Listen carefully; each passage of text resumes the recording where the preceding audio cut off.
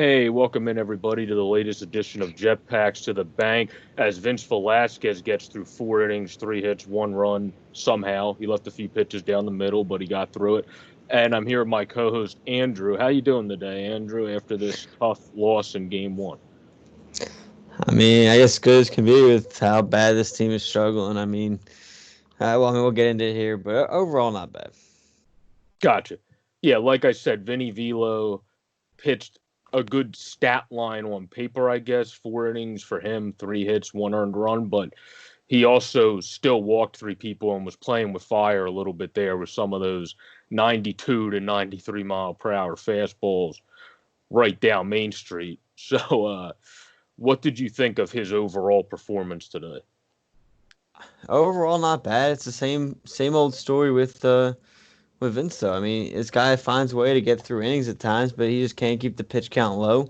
I mean, yeah, he went through 4 shutout innings, but he goes on to finish the game with 76 pitches in 4 innings. I thought it was a little premature there by Girardi to take him out, in the sense of you don't have anything in the bullpen. If you had a guy to turn to who can pitch really well, yeah, go ahead and make the move. But I understand it's a 7 inning game. I understand your back's against the wall there, and the fourth inning or the fifth inning is basically like the seventh or eighth inning. So you're going to start to make those moves. But at this point, I don't have faith in anyone in the bullpen outside of Neris and Alvarez probably. So like, until you get to that back end of the game, you either gotta ride him out or you gotta just switch it. Maybe you go Hunter in that situation, get him out of the fifth inning after the leadoff single, and then I don't know what you do. But Yeah, the more and more he keeps going to Guerrera or whatever bull reliever out of the pen here, and more backfires. And it's hard to rip on it. You can't rip on Girardi because these guys are getting tired, and Vince got crushed there starting in that fifth or back end of the fourth into the fifth inning. So I understand trying to make the move, but again, there's just nobody to go to. I mean, yeah. What I was happy with today was later in the game, a guy that I liked, Rosso, actually looked good in today's game, pitching 1 1/3 innings. He walked, I think, one guy, but other than that, yeah, he he walked. walked one guy, but he looked fairly solid out of the pen. So, what did you think on his outing to go to a positive before we go to a negative back to Diola Square? Yeah, I mean overall, I thought he looked pretty good. He got to face Acuna and Dansby Swanson, Exactly, yeah. so good to see him get those kind of guys out, and he looked better. Definitely needed there. Because you can't trust Guerrero to be the first guy to the pen anymore. I mean, you got to find someone else to give you this situation. If it's gonna be Rosso, let it be Rosso. Give him the shot. Or it sounds like Victor Arano is going to come back soon, and that's going to be I hope so. much needed addition there.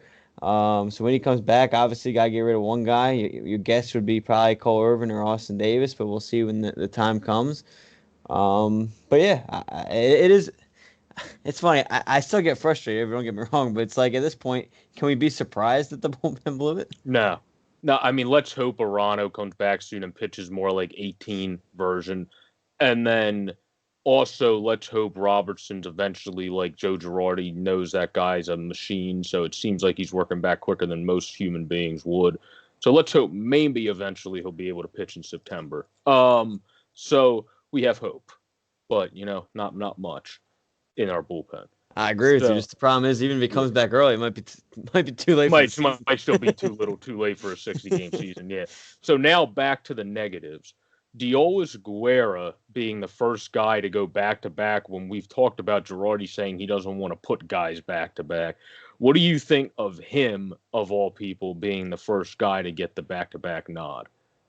Well, in Girardi's defense, the time he made that statement, there wasn't a scheduled doubleheader.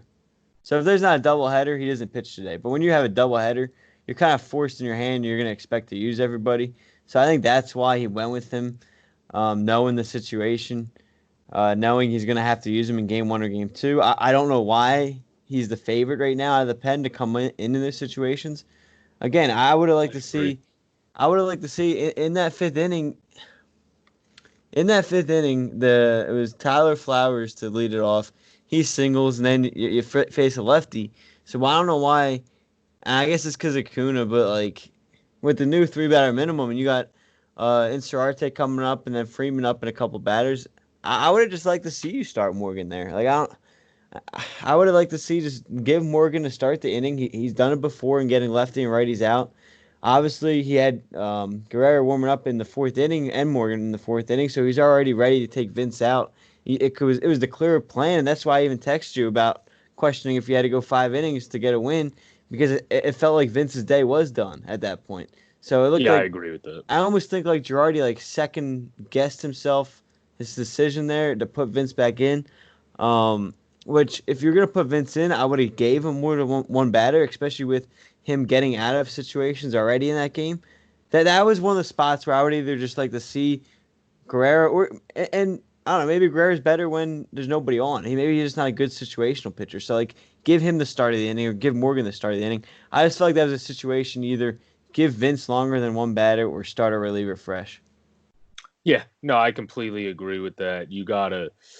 I think Morgan, you also, if he's going to be a guy you want to use on both sides, I understand he ended up giving up that hit to Duvall today, but it's all about putting confidence in the guy. And you're going to want to put confidence in the guy from the get-go. And if you put him in to start the inning, that's when he knows he's your guy and you're going to be a guy that he's going to.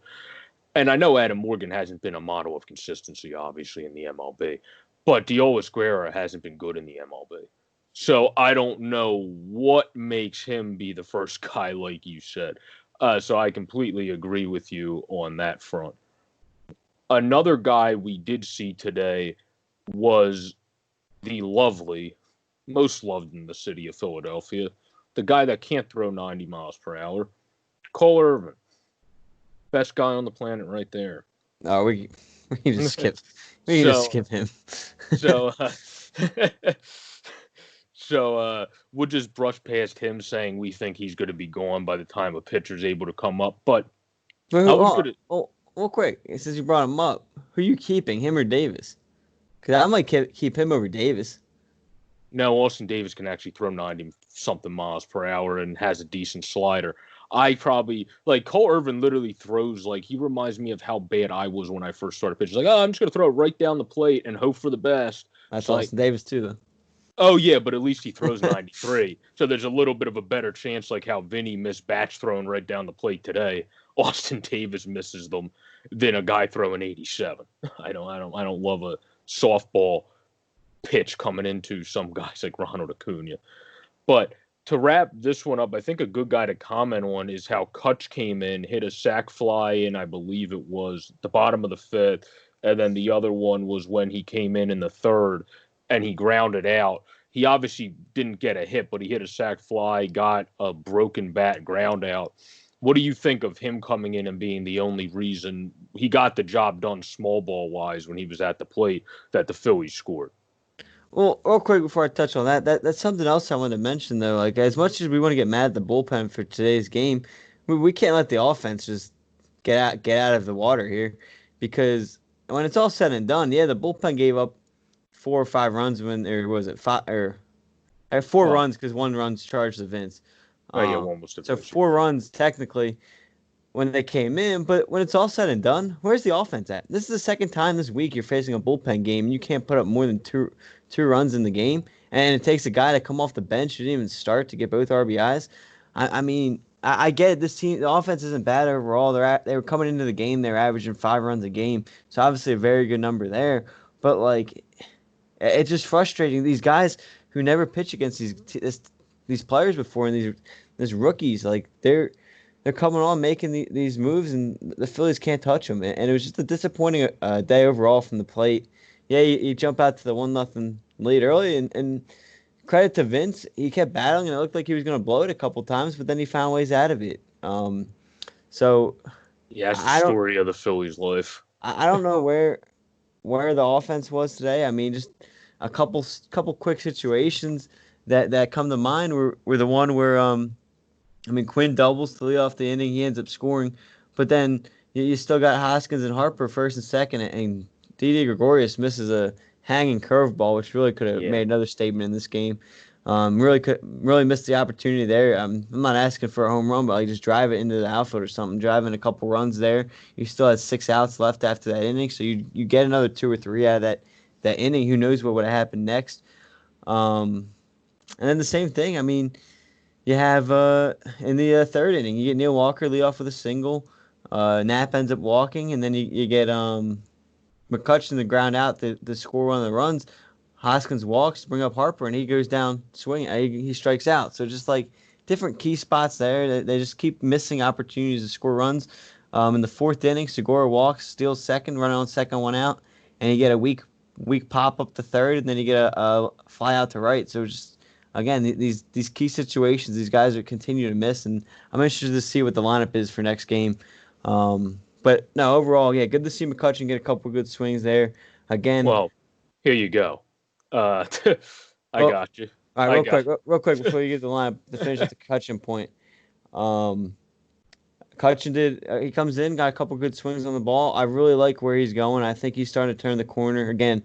In that Yankee series, he had a handful of outs that weren't lucky or were unlucky. Hard hit balls, just right at fielders, and same thing with Hoskins. He's not getting the ball in play. He continues to walk, so he's not seeing the ball that bad. And again, he had a couple good swings again in the seventh inning. He had a screaming line drive to third. I mean, I had a chance if he would have just lifted it a little bit, probably get down the line for a double.